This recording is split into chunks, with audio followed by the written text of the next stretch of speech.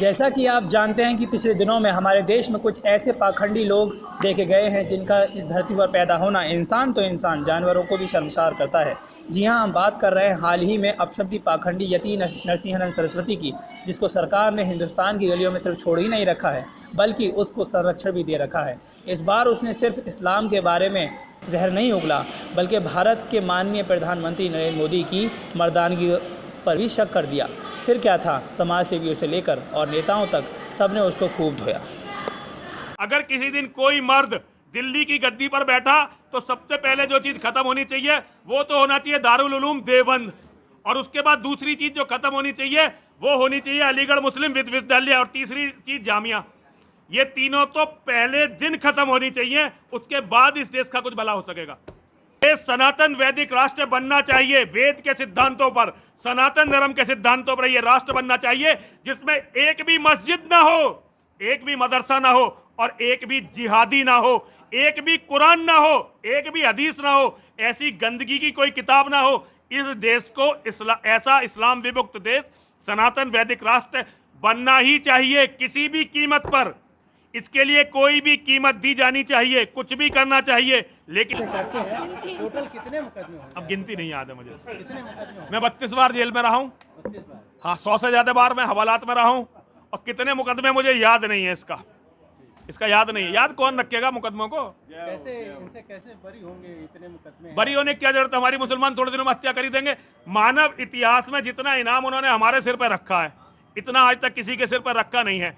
पिछले सर कितने security guard लेके टहलते हैं सर? अरे नहीं, सिक्योरिटी गार्ड पुलिस ने 4 कांस्टेबल दे रखे हैं भाई। 4 कांस्टेबल? और 4 का जितना इनाम हम पे हमारे पास होनी चाहिए Z+। किसी पे भी आज तक किसी पे भी इतना इनाम नहीं रखा गया। कितना? यतिनंदन सरस्वती का जो अभी बयान आया है कल, उसके बारे में आपके क्या विचार? पहले तो मैं जानता नहीं आप इनके बारे में कह रहे। ये है हिंदुस्तान के अंदर 125 करोड़ लोग हैं जिन्हें बोलने की स्वतंत्रता है, ये संविधान की, और ये खुशी की बात है। जहाँ तक उनका कोई बयान अगर आया है जो लोगों ने मुझे सुनवाया भी, तो वो अलीगढ़ मुस्लिम यूनिवर्सिटी और जामिया के लिए कह रहे थे, और शायद हिंदू धर्म की रक्षा की बात कर रहे थे।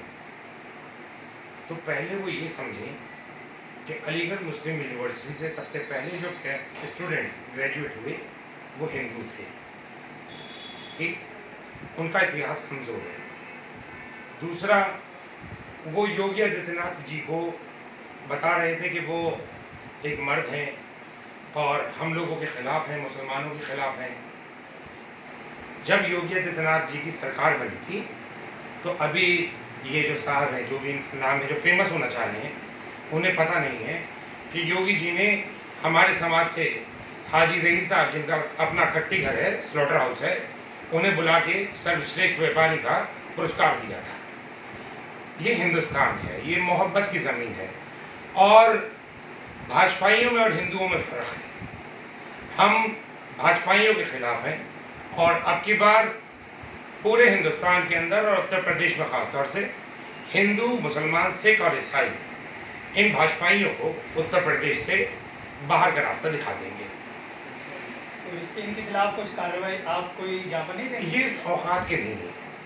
इनका जिनका कोई नाम नहीं जानता, ये ऐसी बातें इसीलिए करते हैं कि आप लोग इन्हें माइलेज दो, मत लो।